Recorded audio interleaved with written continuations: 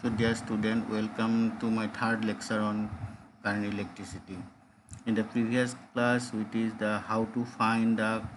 resistance of a carbon resistor by the color code method. So আমি previous classত আমি শিকিলো যে এটা কাৰ্বন ৰোধকৰ ৰোধৰ মান কেনেকৈ নিৰ্ণয় কৰিব লাগে. So today we start combination of resistor, resistance-ৰ সংযোগ বা ৰোধকৰ সংযোগ. There are two different ways of combination of resistor. আমি দুটা বিভিন্ন ধৰণে ৰোধকৰ সংযোগ কৰিব পাৰোঁ. First one হৈছে series combination আৰু second হৈছে parallel combination. শ্ৰেণীবদ্ধ সজ্জা আৰু সমান্তৰাল সজ্জা. So প্ৰথমতে আমি চাম series combination. শ্ৰেণীবদ্ধ সজ্জা. এটা শ্ৰেণীবদ্ধ সজ্জা মানে কেনেকুৱা বুজায় যে when a number of resistors are connected end to end so that same current flows through each of combination is said to be in series. So যেতিয়া বহুত কেইটা ৰোধক তাৰ পিছত আনটো সংযোগ কৰি গৈ থকা হয় আৰু হিহঁতৰ মাজেৰে একে প্ৰবাহ চালিত হয় তেতিয়া তাক শ্ৰেণীবদ্ধ সজ্জা বুলি কোৱা হয়. সো ইয়াত আমি ইয়াতে ডায়াগ্ৰাম এটা ড্ৰ কৰিছোঁ. ইয়াত আমি তিনিটা ৰেজিষ্টেন্স ধৰি লোৱা হৈছে R1 R2 R3 আৰু ইহঁতৰ মাজেৰে কিমান প্ৰবাহ চালিত হৈছে capital I. So let us consider the resistance R1 R2 R3 are the connected in series. Suppose V1 V2 V3 and V4 be the potential at A B C and D respectively. So আমি ইয়াতে তিনিটা resistance শ্ৰেণীবদ্ধ সজ্জাত ধৰি লৈছোঁ সংযোগ কৰিছোঁ আৰু ইয়াতে A বিন্দুটোত potential হৈছে V1 B বিন্দুটোত পটেনশিয়াল V2 C বিন্দুটোত পটেনশিয়াল V3 আৰু D বিন্দুটোত পটেনশিয়াল হৈছে V4. এতিয়া ওহমছ লৰ পৰা আমি কি পাম সো ওহমছ লটো আছিল যে potential difference is directly proportional two flowing current. So এতিয়া A আৰু B বিন্দুটোৰ মাজৰ পটেনশিয়াল ডিফাৰেন্স কিমান হ'ব V1 - V2 ইকুৱেল টু কিমান হ'ব কাৰেন্টটো হৈছে I আৰু ইয়াৰ ৰেজিষ্টেন্সটো হৈছে R1. Similarly আমি B আৰু C পইণ্টৰ মাজৰ পটেনশিয়াল ডিফাৰেন্স পাম V2 - V3 is equal to I into R2. ঠিক তেনেকৈ C আৰু D পইণ্টৰ পটেনশিয়াল ডিফাৰেন্স হ'ব V3 - V4 is equal to I into R3. এতিয়া এই তিনিটা ইকুৱেশ্যন যেতিয়া আমি এড কৰি দিম so adding this three equation we get V1 - V4 equal to I into R1 plus I into R2 plus I into R3. So yet I to ami common lole I into R1 plus R2 plus R3. This is equation number 1. Now if we get the same current when a resistance R is put between A and D so that jodi ami A আৰু D বিন্দুৰ মাজত এটাই resistance সংযোগ কৰো আৰু তাৰ ভ্যালুটো যদি R হয় ক্যাপিটেল R হয় আৰু হেইটোৰ মাজেৰে যদি ক্যাপিটেল I প্ৰবাহ চালিত হয় I কাৰেন্ট ফ্লো হয় তেতিয়া হলে ইকুৱেশ্যনটো আমি পাম again ওহমছ লৰ পৰা পাম V1 - V4 is equal to I into R. এটা ইকুৱেশ্যন 1 আৰু 2 পৰা যদি আমি কম্বাইন কৰো তেতিয়া হলে ইয়াৰ left hand side to equal আছে so therefore right hand sides are equal. So therefore we get I into R is equal to I into R1 plus R2 plus R3. So here both sides of I to cancel koile we get R equal to R1 plus R2 plus R3. So yate capital R to ki bujaise ei শ্ৰেণীবদ্ধ সজ্জাত equivalent ৰেজিষ্টেন্সৰ ভ্যালুটো বুজাইছে অৰ্থাৎ capital R to হ'ব সমতুল্য ৰোধৰ মান. গতে এই ইকুৱেশ্যনটো আমি এনেকৈ সেন্টেন্সত ক'ব পাৰো thus the equivalent resistance of any number of resistors in series in the sum of the individual resistance. অৰ্থাৎ শ্ৰেণীবদ্ধ সজ্জাত প্ৰতিটো ৰোধকৰ ৰোধৰ বীজগণিত যোগফলৰ মানটোই হ'ব এই সজ্জাৰ সমতুল্য ৰোধৰ সমান. এতিয়া আমি যাম সেকেন্ড কম্বিনেশনটো হৈছে প্যাৰেলাল কম্বিনেশন বা সমান্তৰাল সজ্জা. এটা সমান্তৰাল সজ্জা কেতিয়া হ'ব যে if one terminal of each of resistors R1, R2 and R3 are joined to one point capital A and the other terminals are joined to another point B, the combination is called parallel. অর্থাৎ যেতিয়া capital R1, R2 আৰু R3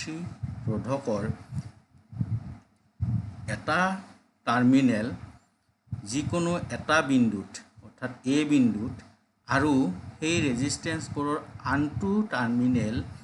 আন এটা বিন্দু বিত সংযোগ কৰিলে সেই সজ্জাটোক কি বুলি কোৱা হ'ব সমান্তৰাল সজ্জা বুলি কোৱা হ'ব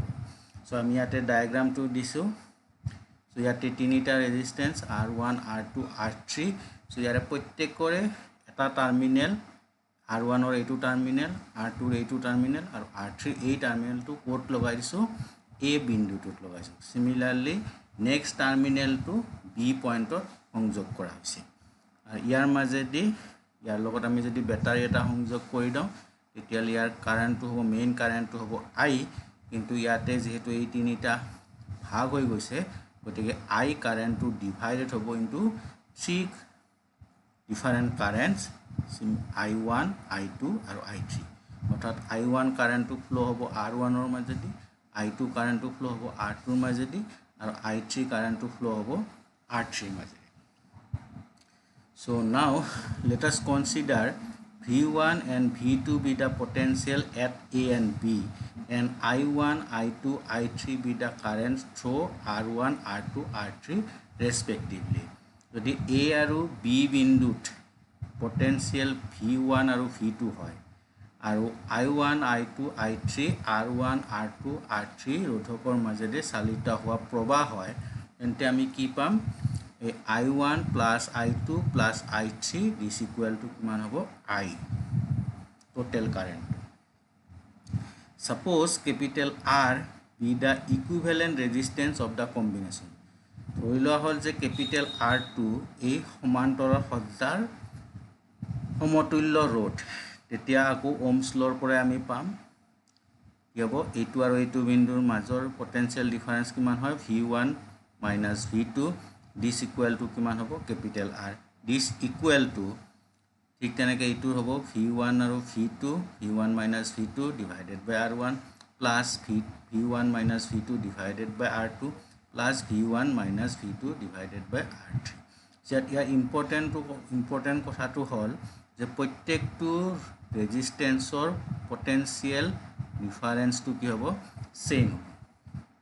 কাৰণ প্ৰত্যেকটো ৰেজিস্ট্যান্সৰ একোটা এটা অংশ এটা টাৰ্মিনেল এটা A বিন্দু আৰু এইটোৰো B বিন্দুত সংযোগ কৰা আছে সো ইয়াৰ পৰা আমি V1 minus V2 টো কমন ললে এইটো ৰিলেচন পাম তাৰপিছত both সাইডৰ পৰা V1 minus V2 কেনসেল কৰিলে আমি ফাইনাল ৰিলেচন তো পাম 1 by R equal to 1 by R1 plus 1 by R2 plus 1 by R3 so ইয়াত এইটোৱে হ'ব parallel combinationৰ কাৰণে equivalent resistance-ৰ গাণিতিক প্ৰকাশ ৰাখি so this is the mathematical relation of equivalent resistance in parallel combination so এইটো এই relation to কি বুজাবো thus the reciprocal of the equivalent resistance is the sum of the reciprocal of the individual resistance in parallel অৰ্থাৎ সমতুল্য ৰোধকৰ প্ৰতিক্ৰম তো প্ৰত্যেকটো ৰোধকৰ প্ৰতিক্ৰমৰ যোগফলৰ সমান হ'ব so এইটো দুটা আছিল আমাৰ parallel আৰু series combination so এটা parallel আৰু series combination apply কৰি আমি এটা numerical problem কৰি চাম so ইয়াতে numerical problem এটা দিয়া আছে যে all resistance in diagram এইটো diagramত are in 1 ohm ইয়াৰে যিমান কেইটা ৰেজিস্ট্যান্সৰ ভ্যালু দিয়া আছে গোটেইটা কি হত দিয়া আছে ওমত দিয়া আছে so কি কৰিব দিছে find the equivalent resistance between A আৰু B A আৰু B বিন্দুৰ মাজত এই গোটেইবিলাক ৰেজিস্ট্যান্স সংযোগ কৰা হৈছে গতে ইয়াৰে টোটাল বা ইকুইভ্যালেন্ট ৰেজিস্ট্যান্স তো কিমান হ'ব so ইয়াতে আমি কিছুমান দুটা ৰেজিস্ট্যান্স প্যাৰেলাল আছে কেতিয়াবা সিৰিজত আছে কেতিয়াবা প্যাৰেলাল আছে কেতিয়াবা সিৰিজত আছে গতে আমি সিৰিজৰ ফৰ্মুলাটো জানিলো প্যাৰেলাল কম্বিনেশনৰ ফৰ্মুলাটো জানিলো প্ৰথমতে আমি ইয়াতে লিখা আছে যে resistance across AC and CD are in series A আৰু C আৰু CD এই দুটাত 3 ওহম আৰু 3 ওহম কি থাকিব সিৰিজত থাকিব গতিকে ইয়াৰ টোটেল ৰেজিষ্টেন্স কিমান হ'ব 3 + 3 দিস ইকুৱেল টু 6 ওহম গতিকে এইখিনিলৈকে আমাৰ আহি গ'ল 6 ওহম এতিয়া এই 6 ওহমটো এই 6 ওহমৰ লগত কি হ'ব প্যাৰেলাল হ'ব সো তেতিয়া ইয়াত লিখা আছে this resistance মানে this 6 ohm resistance and resistance across AD A আৰু D ৰ মাজত থকা এই resistance টো কি হ'ব are in parallel so এই parallel আমি যদি ধৰি লওঁ যে suppose R1 B দিয়াৰ equivalent resistance তেতিয়া হলে আমাৰ যদি parallel আছে গতিকে ফৰ্মুলাটো হ'ব 1/R1 equal to 1/R R2 plus 1/R3 হয় গতিকে ইয়াতে R2 আমি কি আছে 6 আছে আৰু ইয়াতে এটো 6 মানে এটো 6 আৰু এই দুটা প্লাস কৰাৰ পিছত 6 আমি ইয়াতে পাইছো গতিকে 6 এইটোক আমি সিম্পলিফাইড কৰিলে ৰিজাল্টটো কি পাম R1 = 3 ওহম গতিকে এনেকৈ 1/1 কৰি গৈ থাকিব লাগিব similarly resistance R2B in A and E তেতিয়াহলে হেতু ৰেজিষ্টেন্সটো যদি 1R2 হয় তেতিয়াহলে 1/R2 equal to 1/6 plus 1/6 তেতিয়াহলে হ'ব 2/6 this equal to 1/3 again R2 equal to 3 similarly resistance in R3 between A and F is also R3 গতিকে 1/R3 equal to 1/6 plus 1/6 নেকা আকৌ R3 কি পাম 3 ওহম ফাইনালি আমি ৰেজিষ্টেন্স R4 টো আমি ধৰি লৈছো R4 তো equivalent resistance between A and B তেতিয়ালে अगेन ফৰ্মুলা ইটো এপ্লাই কৰিলে তো হ'ব 1/2 সো তেতিয়ালে R4 ৰ ভ্যালুটো হ'ব 2 গতিকে এই R2 এ হৈছে R4 যেটো ভ্যালু হৈছে 2 ওহম এই 2 ওহম টোৱে হ'ব এই সজ্জাটোৰ এই বৰ্তনীটোৰ সমতুল্য ৰোধকৰ মান সো আজি ইয়াতে আমি সমাপ্ত কৰিলো থ্যাংক ইউ